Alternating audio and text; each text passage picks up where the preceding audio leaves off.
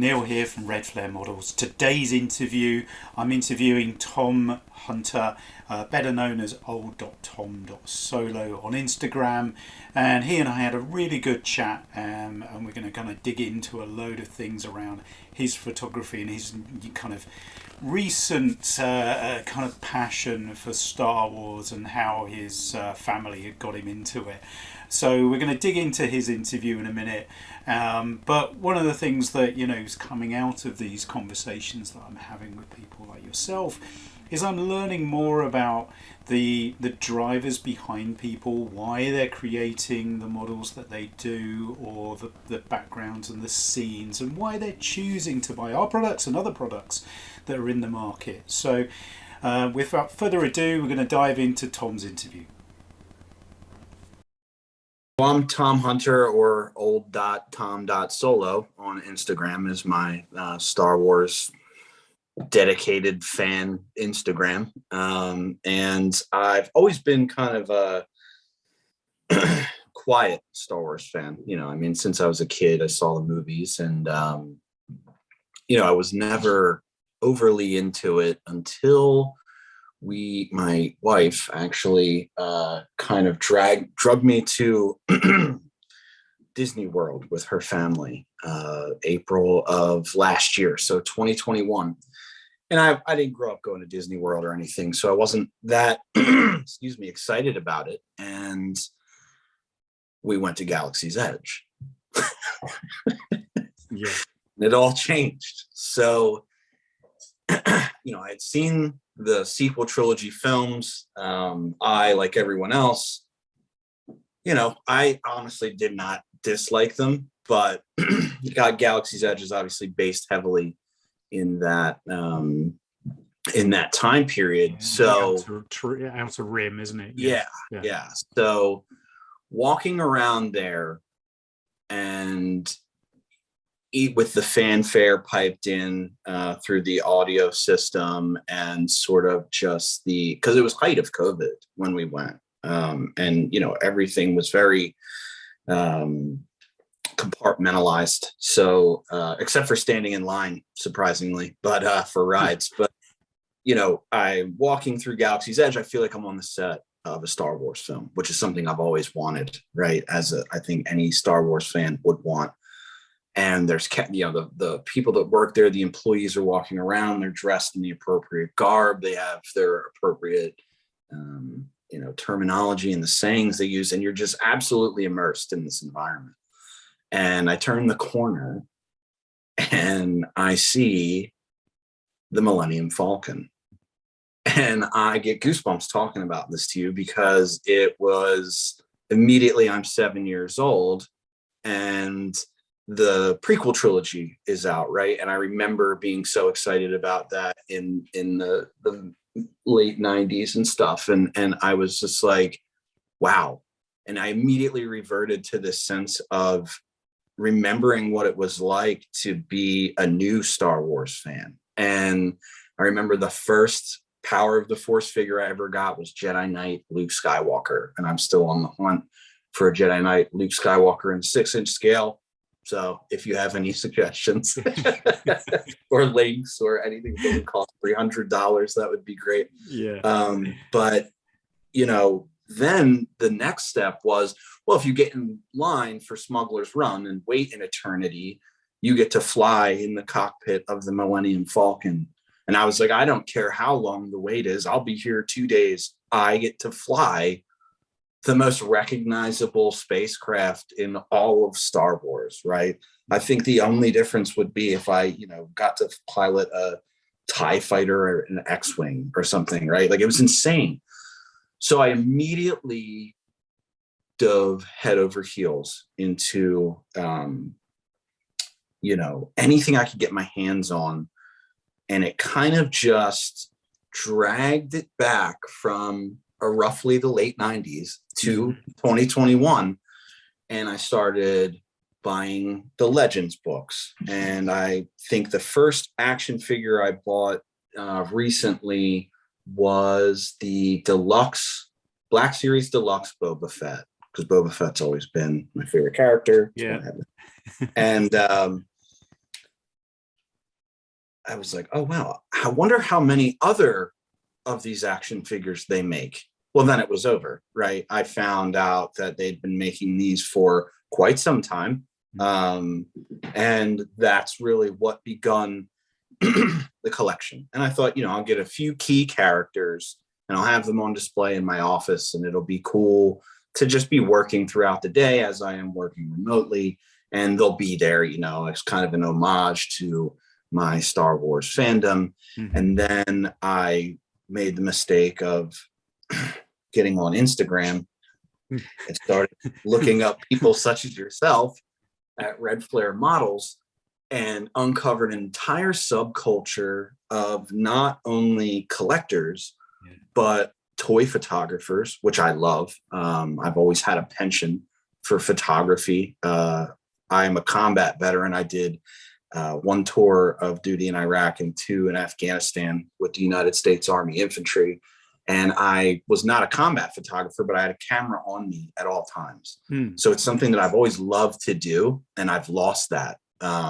I've lost that since I got out of the Army in 2008. And I've found it again.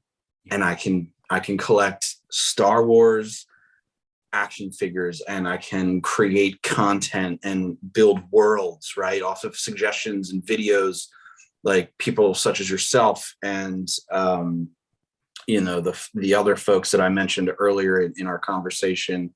I think they're up in the Netherlands somewhere. Incredible work, right? And it inspires you to really. Akbar's in Italy. You got Jan, who we do some of his work with, and he's up in Finland. Finland, maybe it is. Yeah. Trooper Nerd. He lives down the road right. from me, Oh, really? Yeah, he does my photography. So you've got a pro coming in. Yeah. So I know that the kind of what you're talking about is I had the same thing when I started getting into it a few years ago. It was like I immersed myself, and suddenly like there's this whole plethora of stuff. Yeah. And you go, well, I hadn't realized that people are creating these scenes and photographing them and putting kind of little flashbangs to make explosions. Right. I mean the possibilities, much like my introduction to the Galaxy's Edge portion of Hollywood studios, is endless. And the community, as much as Star Wars fans kind of eat themselves with opinions, the community is also endless, but it's also very supportive as well. So when I first started out, I only had an iPhone and a couple action figures, and I would post them to an Instagram. My wife is social media savvy, me not so much. And she was like, you can create a separate account and just post strictly Star Wars stuff here, and then you can have your other account where you don't post anything anyway, so it doesn't matter. And I said, oh, okay.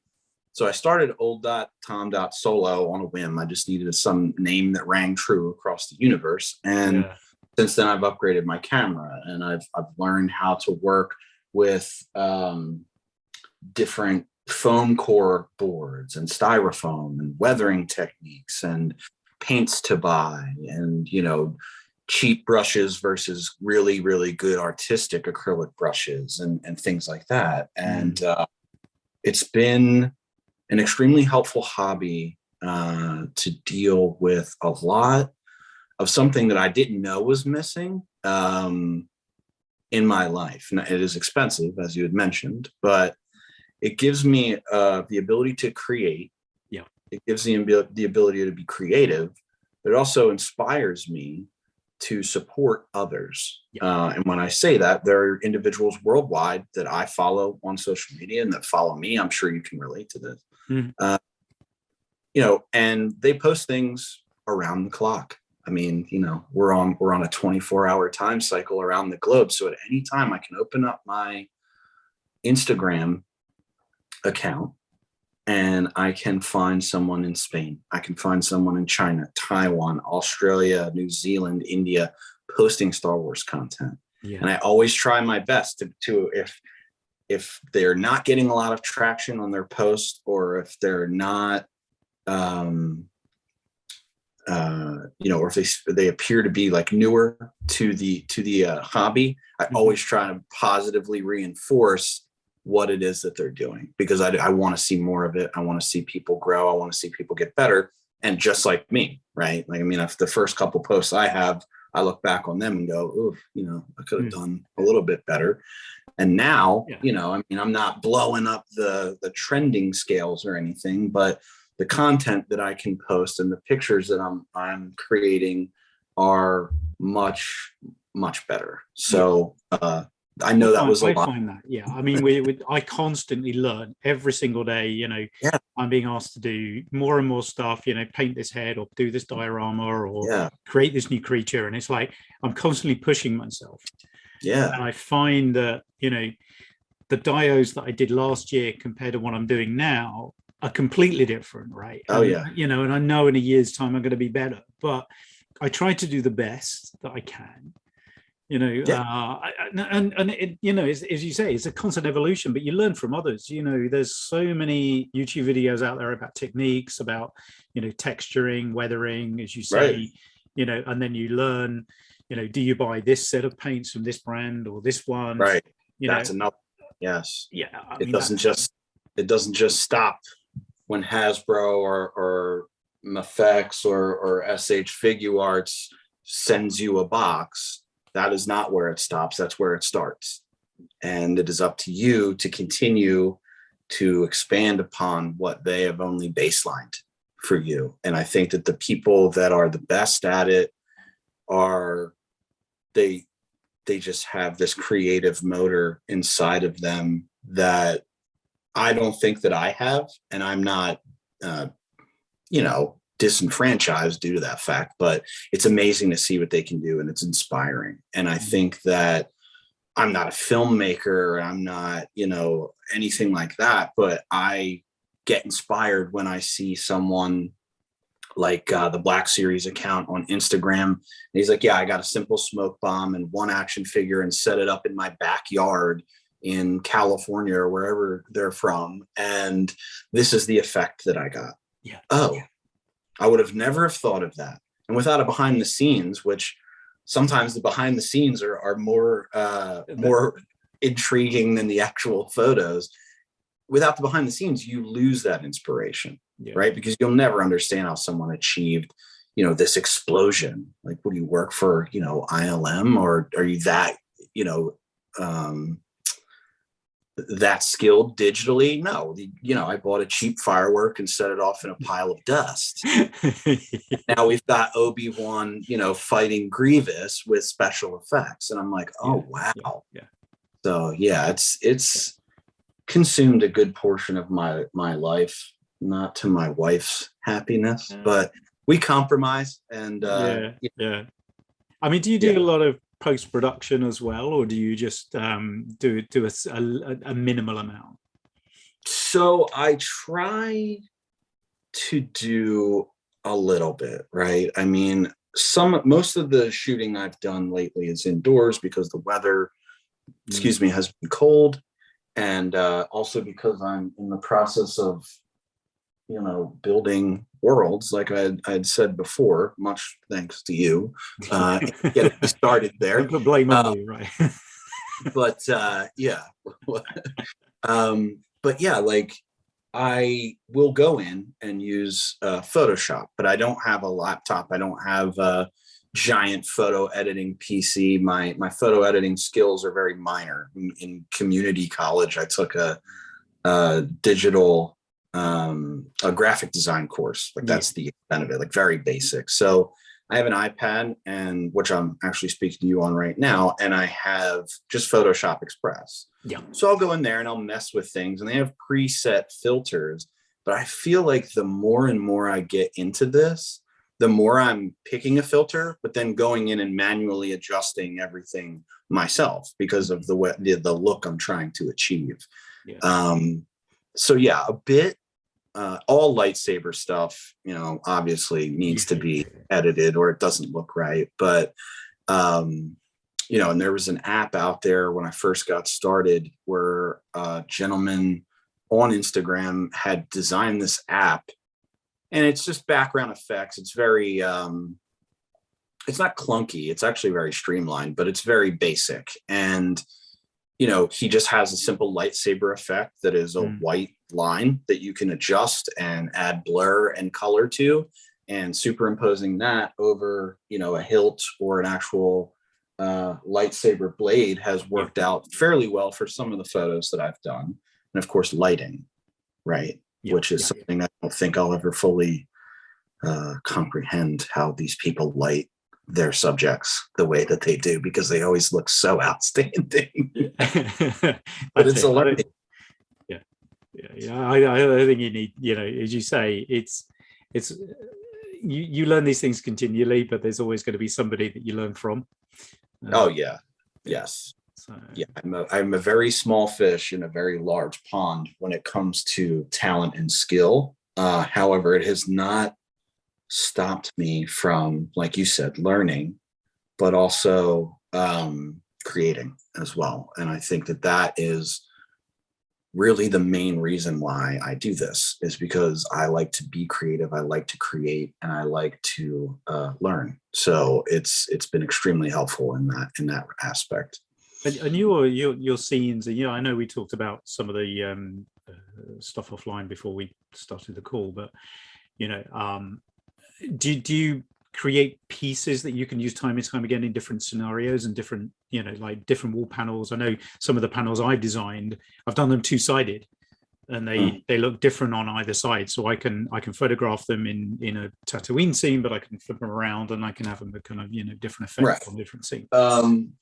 I can actually show you some of the stuff if you want to see it. Yeah, please. So I feel bad about this, but I actually took this design off of why can I never remember? He's another producer of 1/12 scale props, and I can't ever remember their handle. I always remember Redflare because that's pretty simple to remember, but I always Dagobah Customs has we got some good stuff. Yeah. So he had a set piece that was smaller in scale called Smuggler's Alley. And I was like, oh man, that's so cool. Like, how did he make that? And I was just kind of looking at it, and he's actually 3D scanned it and is able to print these in PLA and sell them for, more money than I'm willing to spend on them. But sorry, I'm just trying to get some of this stuff up here and move my giant Hasbro Pulse custom TIE fighter that I'm working on. So Smuggler's Alley, let me turn the camera around. There we go.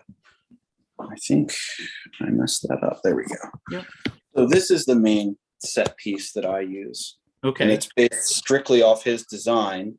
And then you can see we have a little Redflare Models homage there. And the vents as well. So so I increased the scale so that it's more of a backdrop piece, and then I added the base, sanded it down to give it some contour, and then just added some minor lines and things of that nature. But it's so two-dimensional that it can only really be shot straight on or slightly to an angle, so it kind of loses the depth of field that you would get with an angular piece. So I created this, which is much larger than I had intended, which is simply just a corner piece of foam cut down on an angle, sort of Star Wars looking building, but open in the top. And then we have a doorway with some vents, some more Redflare swag there, and obviously the front. Work in progress, of course, but these are the set pieces that I try and deal with. And then obviously just a very quick throw together archway. Almost always desert, simply because it's the easiest to paint up and work with, I feel. But I've also created a very large diorama base that has consumed the majority of my office, where I stage and shoot indoor. So they're always ongoing. it'll just hit me. This is what I need, and I'll try and build it. Or I'll see something in, one of the animated series, a building or something, how do I recreate that? Is there original render art online? Most times there is. Can I build the bounty hunter's hideaway? Probably. Do you have the material? Do you have the time? Yes. Yes to material, no to time. Yeah. But yeah. So I try to build them as interchangeable as possible so that no set piece appears the same when you're shooting, but it takes up so much room and they always end up larger than I intend. So I do run out of room sometimes. So no, I know the feeling. I know the feeling well. Yeah. I mean, I've got panels and elements and stuff, but also because of custom work and things that I'm doing, there's always something on the floor of the office or whatever, or the workshop, just trying to get finished, or it's right. I'm waiting for the paint to dry or the the plaster to cure or something like that, and you're stepping over it, right, trying to avoid and then the next day is Amazon will be delivering some more foam board or something like that. It's like, right, what's in this today? So with lockdown, there's been an awful lot more packages being delivered, and it's just to say, you kind of, it's curious. I mean, I'm buying stuff continually from various places like you. I've ordered some stuff from Hasbro directly because I needed new figures, and then I'm unhappy with the head sculpt, so we go off and design a new head sculpt, right? And just spending a bit more time trying to get that movie accurate thing. So as I say, those panels were Galaxy Edge. We took a lot of reference material, trying to make them as close as we could. Well, it's like when I received them in the mail, I was like, okay, wow, well, I didn't expect them to be like a primer gray, the resin gray, but I also didn't expect a level of detail, right? So it states highly detailed. Sure, I don't know who Redflare Models is. I know Neil Wooding because I've seen his YouTube videos, right? That's the only reference I have. And then you get this thing, you're like, oh, I literally saw this 3 months ago when I was in the park, and now it's scaled to the same size as my action figures, and it's perfectly detailed, and it's like, this is awesome. Like, okay, how do I paint this up to look like either the reference photo that you provided, or maybe even something that would stand out even more, right? Well, you might have even had the photo yourself. You might have taken a photo of it, so you probably got a different angle, right? That's what I did when I was walking around. I would take pictures of the large doorways and the door frames and the walls and the paint schemes, and how everything is very worn. Everything is very lived in. Everything is very rustic, right? So that's what's great about learning this, is that unless you're really doing like a very institutional scene, so Death Star, Star Destroyer, right, with the GTP panels, which are, have gone the way of the dodo, but it can be messed up and still look good. You can completely ruin an idea that you had, throw it in a corner, place it in a background somewhere in a shot, and it works because it is that. And that is why I think a lot of folks choose to use that Tatooine theme, that Jeddah theme, those desert, desolate, almost not post-apocalyptic, but just those warm areas, because you don't have to be a perfectionist in order to get that shot, right? Like you have it's like this. Like I created this little prop out of just some plastic that I had laying around. I don't know if you can see that. But yeah. I was like, what does that look like? I was like, that kind of looks like a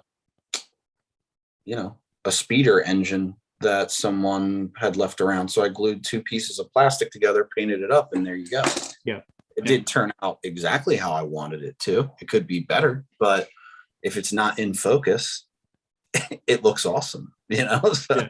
Yeah. I mean, my big project at the moment actually is on a personal level. I've got one of my neighbors was just throwing out an old RC helicopter, no motor or anything, just the shell. And I went, I'm going to have that, and so I've cut off the tail section, and I've started to kind of I bought sheets of plastic card, and I'm starting to kind of stick it all together. But I've got a box of stuff, as you say, you just got all these bits and pieces, and I'm gluing them to it, and it would work with 18 scale, but it's fine for 12th. Right. So the 6-inch figures is great, and I'm going to be building a kind of and it is long. It's about 3 feet long. Yeah, I mean, and that's probably to scale, even if you use it as a backdrop piece or a focal point, right? I mean, I think that the sort of greebly world of just kind of kit bashing and creating something out of absolutely nothing is so astounding to me, simply because you look at these things, you go, oh, wow, that's really cool. Like, where did you buy that? And then they'll post a video of them or a slide presentation or just photos of the process and how they built it. And you're like, oh, this is just, an ultramarine Spitfire model kit that's been placed on top of, some discarded laundry detergent, thing. You're like, oh my God, it looks like so crazy. But then you read about the original models and the original sets that they built at Lucasfilm, and that's exactly what they did. Yeah. And I'm like, oh man. So it's all on brand for I mean, the original movies had, the original first movie, had such a little budget that, they had to just find whatever. I mean, they were going through skips and pulling out just anything they could find in order to kind of, put pipe work on the walls of the Falcon and whatever, and, the model kits, as I say, old tank parts and everything we used in it, and now you can't buy those tank parts. So people have digitally created them, recreated them. So even if you buy the movie grade quality Falcon, people are buying so many aftermarket parts for it as well, just because even that quality of kit is still not 100%, matching the movie. It's really crazy to think about, like how it was basically a bunch of guys trash picking in California, right? Or going to yard sales, and they've created something iconic out of what was essentially junk. And I think people like you and myself that are into this hobby can understand that quite well as the junk. So, yeah. So that's the problem as well, is like keeping the boxes of junk and saying, I need that, 2 years later, do like a 90-day purge. And I'll go, all right, am I ever going to use this? I haven't used it yet. And then I'll Google and see if anyone else has used it for anything. And if the answer is generally no, I'm like, all right, that's going, because I have to walk around in here, so it does get messy. But yeah, I mean, that's basically it. I mean, I'll continue to collect figures where I can find them. I've gone down some very odd, very sketchy, retail avenues to pick up like loose figures for cheap, the Thrawn that I got for like $8, but it was just like a loose figure.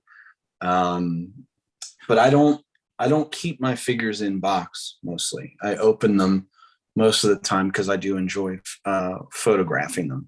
Some of them I do keep in box. For example, the Din Djarin child helmetless exclusive for Target.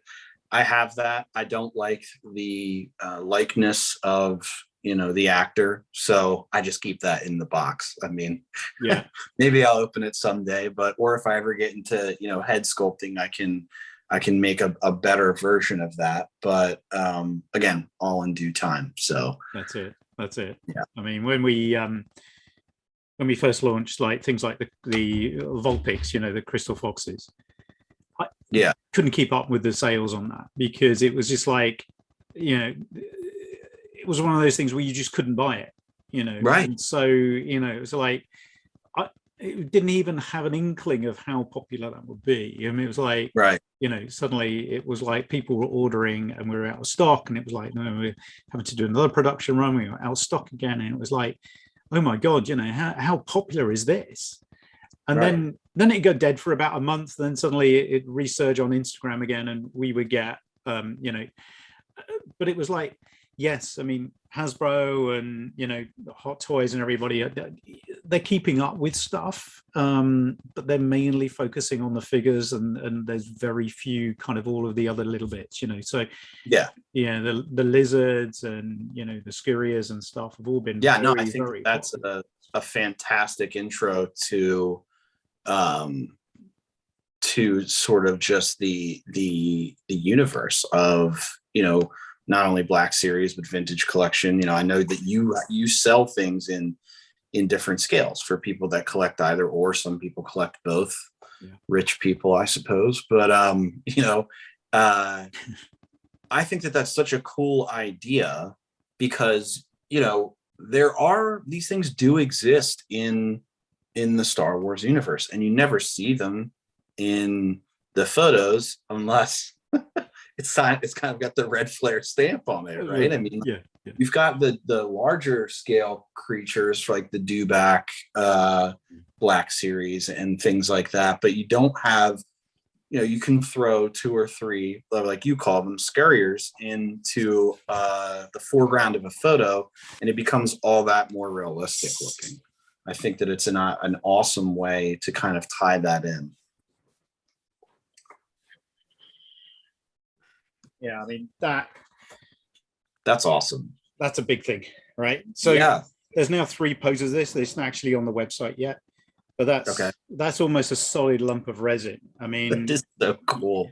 Yeah, but I mean, that's what's Legends, I think it is, isn't it? It's like the Veermockers, it's one of those kind of people who said, look, just go ahead and do it. The thing is, getting to a larger scale on the printer, from resin to PLA, there is that jump. So you can do bigger creatures and some of the bigger stuff. It's like we're looking at it, and it's just such an enormous effort to produce. It then pushes the price out. That was probably I think it was an 18-hour print or something. Wow. And with PLA you can go large scale. In fact, we got asked by somebody to do a 1/1 scale Oki Pocky, which is the little kind of the little rat creatures like these the funny hair. Okay. And we did a full scale version of that. How long did that take to print? Yeah, long enough. I think that was about a 3-day print on a PLA machine, Oh my goodness.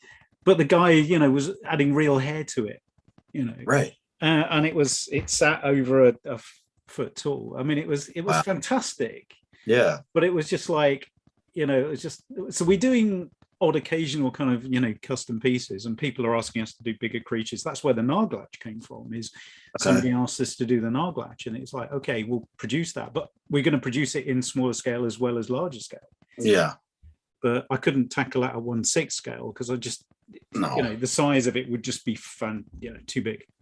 Yeah, that's something I haven't dipped my toes into yet, and I feel like it's coming soon. The Hot Toys 1/6 scales. When I was a kid, I used to collect a lot of 1/6 scale soldiers, specifically the Dragon models, World War II. Obsessed with World War II as a child. Don't ask me why. It just happened. But I used to collect those, and I remember, they're 12 inches tall, and just the Hot Toy stuff is so accurate in almost every way. I mean, the facial realism, the costume, the equipment, you know, I mean, they're always throwing these little things in there. Like I think like the Darth Vader one that I was looking at has like the light boxes on his chest, you know, on his uniform and his belt. Yeah, they light up. Yeah. Like, well, how cool is that? You know, like, I mean, could I do that to a Black Series figure? Like, I mean, you know, like without completely destroying it. Yeah. You know, and then there's like, they have other lines of expanded universe stuff though. Like the Mythos Obi-Wan will probably be the first Hot Toys collectible that I buy, because it's just such a cool concept, right? Like he's got his Clone Wars armor on his back. He's obviously in Tatooine, but he's got his little moisture evaporator on the pack. You know, he's out there. He's not established yet. Yeah. Maybe he dropped Luke off and he's trying to find a place to hole up. But, you know, it looks like the original actor. Why can't I remember his name? Bridge Over the River Kwai. It looks like him. And I'm like, that's such a cool concept, right? Like this mythos concept that people, I don't think I really even grasp it entirely. You're talking about Ewan McGregor, or you're talking about the original Obi-Wan from A New Hope. Who's that actor? He's one of my favorite. I've forgotten as well. My mental block. So yeah, pulling up IMDb. Hold on, I'm not letting this die, or it's gonna kill me. If I don't get this right quickly, it's on the website. Yeah, I mean, he's British, so you're already down a strike. Alec Guinness, there we are. There we are. Oh, I'll beat you to it. Yeah. Yes. I remember seeing him. My dad's a huge, you know, war film buff, you know, so like I saw him in Bridge Over the River Kwai, which remains one of my favorite films, and he's the commander in that. And then he plays such a reduced role in Star Wars, but to watch the behind the scenes documentary that came out in like the late 90s, he was kind of the veteran actor, right? That kept everybody on board and kept it professional while all these young kids are goofing off and stuff. And then they just like recreate him in this sort of mythos genre. And I'm like, dude, that's such a cool concept. Like I want to own that, you know, I want to own a piece of this. I don't expect it to go hand in hand with the upcoming, you know, Kenobi series on Disney Plus, but I don't care. You know, it's just kind of another avenue of Star Wars that no one really thinks about. And that's really the coolest part about Star Wars, I think, is that when, you know, The Mandalorian came out, that, especially in the States, got a lot of traction, right? Here's this. Same here. Okay. So like this badass guy, kind of like a Boba Fett type. So automatically I'm in, right? You know, and you don't know anything about Mandalorians if you didn't watch Clone Wars, which I hadn't at that point, and you don't know anything about bounty hunting really outside of, you know, the scum of the universe. Yeah, you know, a few scenes in the movies. Right. Yeah, and you've started this whole sort of expanded universe in that sense, and then you get the timeline right at the end of season 2 when you have Jedi Knight Luke Skywalker show up. Yeah, and no one's expecting that, right? Like people think maybe it's anybody but him, because, you know, Mark Hamill is obviously not, you know, like 33 anymore. And he just kicks so much ass. And we never get to see that really in the original trilogy, right? We never get to see what it would look like, Luke Skywalker, full potential Jedi Knight. And that really, I think, kind of sparked the reintroduction, but it was definitely the Galaxy's Edge visit that tipped the scale for me. Yeah, it was insane. Yeah. So what are you working on at the moment then, apart from that kind of scene? Is it a particular scene from a movie, or is it something that you're just trying to create for your own, So enjoy? my mother-in-law, who is an enormous Disney fan, loves the fact that I love Star Wars now, and obviously I'm willing to go back to Disney, not necessarily the Magic Kingdom, but certainly Hollywood Studios. So she's bought me, or she found the First Order TIE Fighter, which was available, I guess, for retail a while back, and lost steam due to the unfortunate ending of the sequel trilogy. For some, I still enjoy it quite a bit, but I'm not big on the sequel trilogy. So essentially, what I am doing, and I will get the other panel here, is I am taking the First Order TIE Fighter that Hasbro produced, and I am modifying it to be an Imperial TIE Fighter. Okay. So I've just repainted most of it, and obviously it's not put together, so don't judge me. No finished product. But mostly I've just repainted it, but I've taken the entire thing apart, even up to and including the cockpit. So I don't have a good light, but is the cockpit lit in that one as well, isn't it? It's got isn't it? No, there's no light. There's no light. It's just the back window, because the First Order TIE Fighter is 2-seated versus 1. Okay. But I've gone in and redone all the detail of the cockpit. So all of the little red and white lights are all hand painted by me. The upholstery and the seating,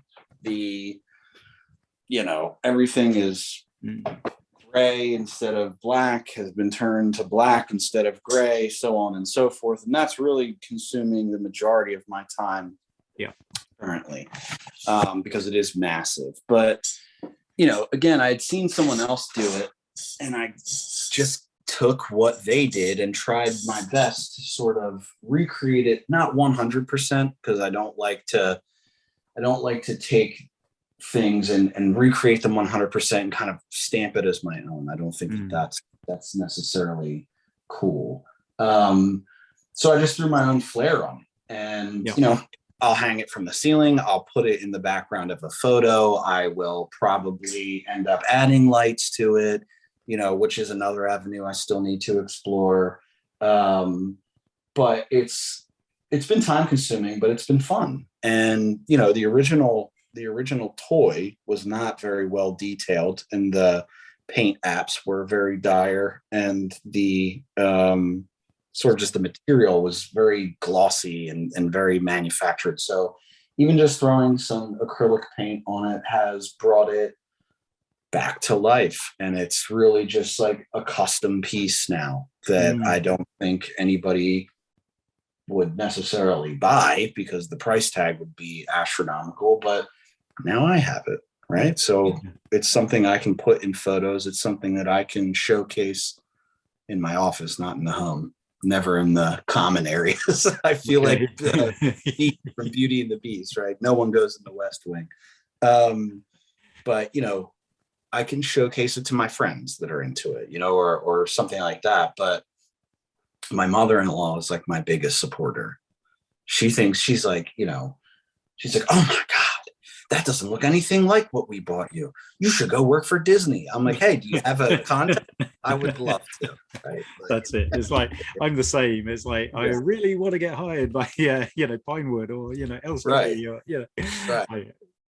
So, it's, that's what I'm working on currently. And then I think I had mentioned this before. I want to try and build, not interior, exterior, but certainly exterior bounty hunter kind of hangout from Clone Wars. And then, really what I'm trying to do is build more like you have, which are just walls where I can just place them, create depth, and then fire away, right? Shift lighting, fire away. And then I want to start working on backdrops as well. I find that shooting indoors is a little bit more my speed these days. Not against going out and laying down in the mud to get a good shot, but I've worked in the corporate sector for like 10 years now, and I'm not a soldier anymore. So I'm not necessarily willing to bleed for my art, as they say. Yeah.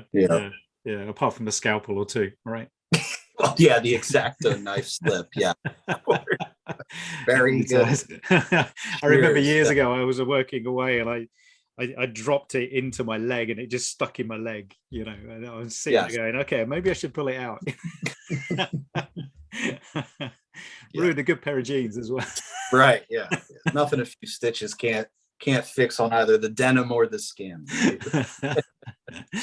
Yeah, but I mean, as you say, these are the things. I mean, that's why I started to kind of dabble around with the lighted wall panels and things. It's like, for me, I like to play around with a little bit of LEDs and stuff and lighting, but I hadn't really seen kind of the light kind of you'd see some of the scenes in some of the cartoons or whatever, and you see lots of glowing neon and stuff like that, and even in cities, Book of Boba Fett and Mandalorian, you saw some of that, right? And you think, well, you've got the cantina scenes where you've got the video screens and playing kind of robot soccer or football, or whatever, and think, well, it'd just be great to have something up on the wall, but it's like you don't see any of that, and so for us, it's like, as I say, you get Sandcrawler Customs are doing,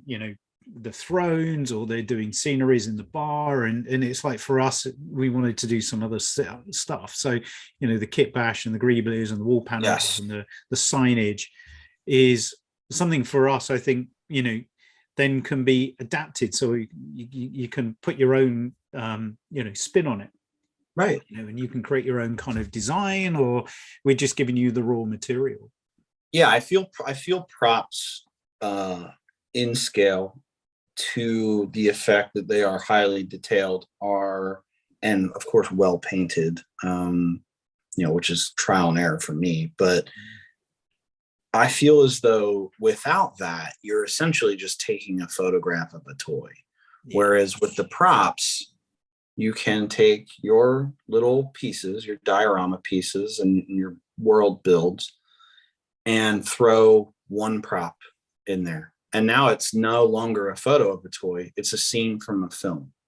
It doesn't exist in film, but it's what it looks like. And to me, that's incredible. And that expands upon, again, the expanded universe of Star Wars, what you don't see, which is really the kind of mystery behind the whole saga, right? Is, okay, well, what's the time frame between episodes 1 and 2, 2 and 3, 3 and 4, so on and so forth. And then you have, the Mandalorian takes place between, the end of episode 6, so Empire, or the, Return of the Jedi, and the sequel trilogy. Oh, yeah, I didn't know that. And then you got Rogue One and Solo and all the other things that just fit into that, and you think that they've just, expanded a little bit more, and it's like, okay, now I can kind of follow that thread, and I can design something that way. The industrial complex in Solo, it's like you can do the bridge, with the speeder bike or the speeder chase.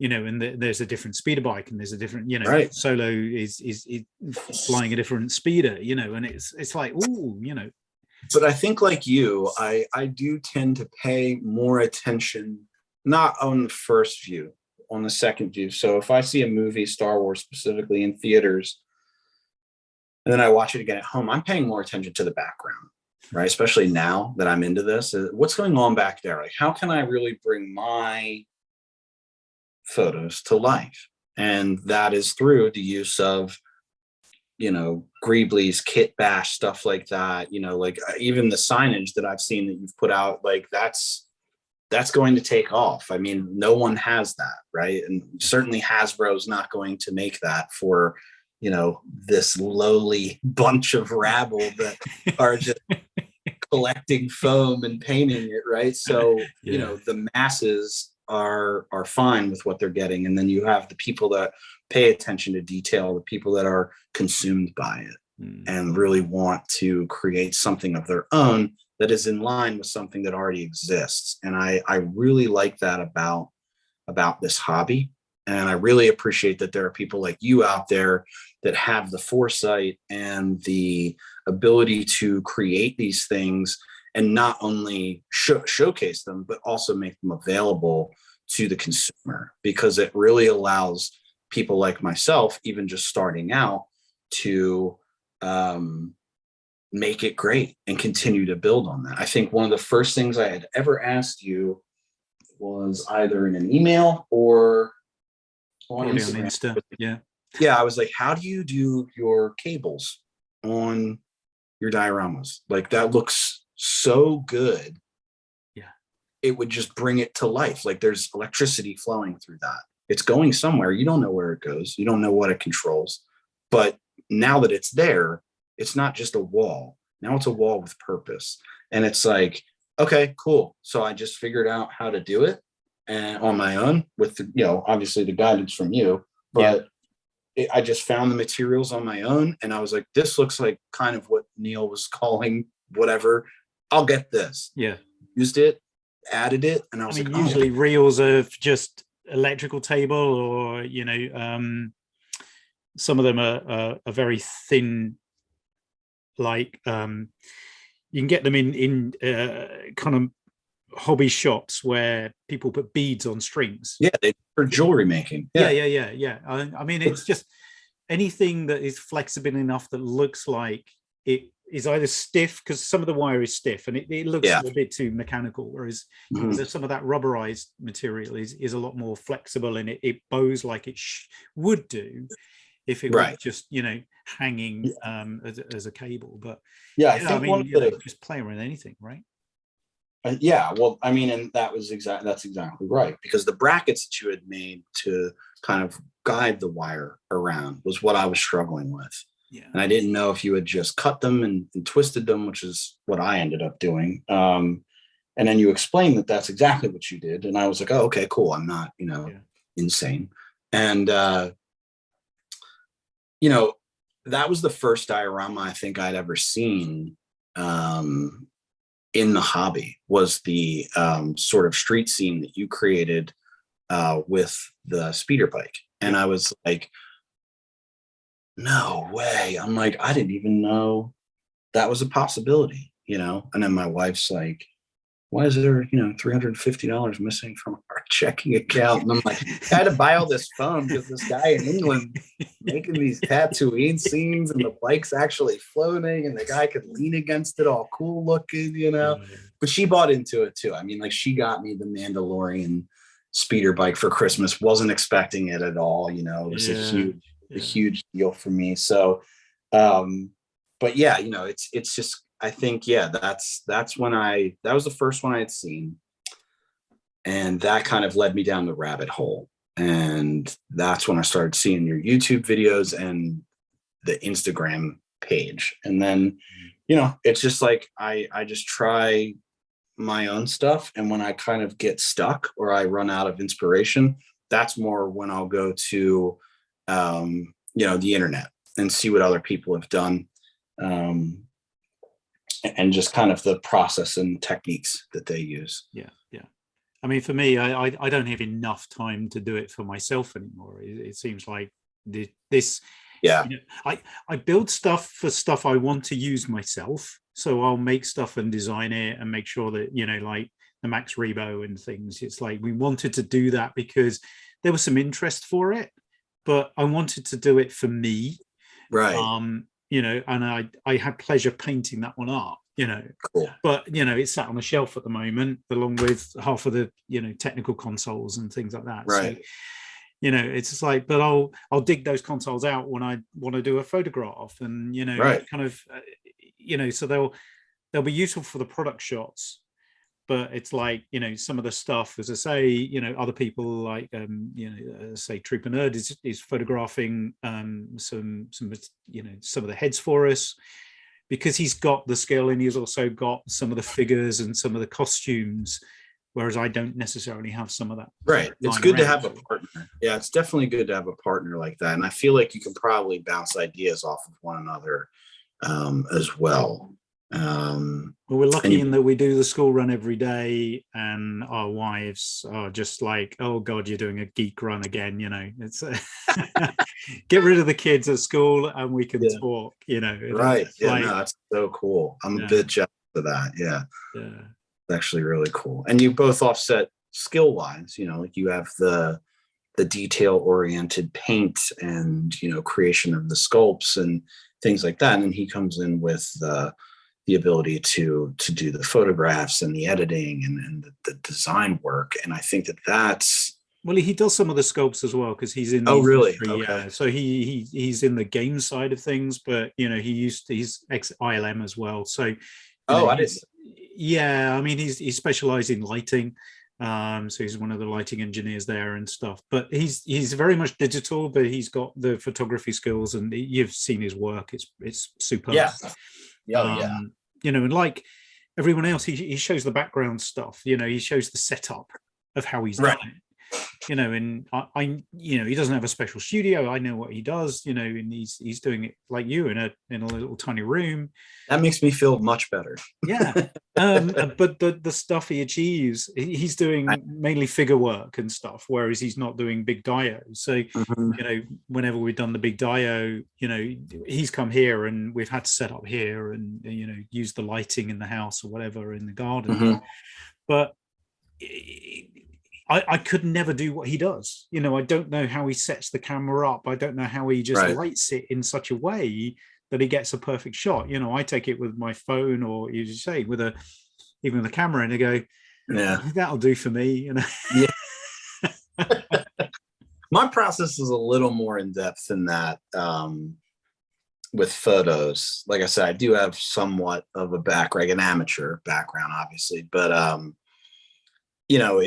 it's I lack in like the expertise for creating like a head sculpt, or like there's tons of custom figure work out there. I'm just like, how did you do this? Like, how did you manage to take an ordinary store-bought action figure and other pieces of store-bought action figures, and also parts that you made to scale, and create something that, again, does not exist as we know it in Star Wars canon, but looks like it should, right? And it's just unbelievable to me. It's inspiring. Yeah, it's cool. I mean, I as I say, I've got boxes and boxes of stuff that is just failed prints or wrong scale. Right. So actually, these guys, I can't remember the name of Gargaflex, I think it is. No, not that, but it's the four-eyed guy. Right. I mean, these were printed originally at 1/10 scale instead of 1/12, so they were slightly larger, and the pike heads that we've just done. Right. Again, cool. Whoops, he drops that. There's a fault in the file, so it didn't print well. So I've just printed out another batch today. Whereas the Tusken Raider, that's the wrong scale. When I got it and I looked at it, and it's about 2 mil too big. But the 2 millimeters makes a huge difference.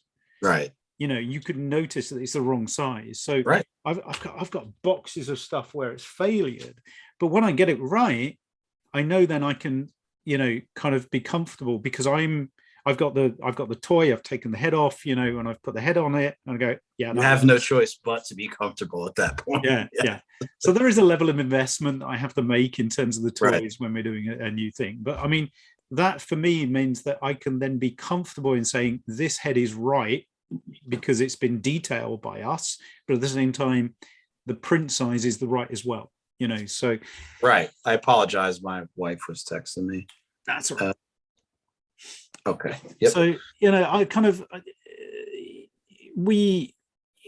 I love to kind of understand how people are using it in context. Why like you bought the piece, and why now I can see it in place, and it's like yeah.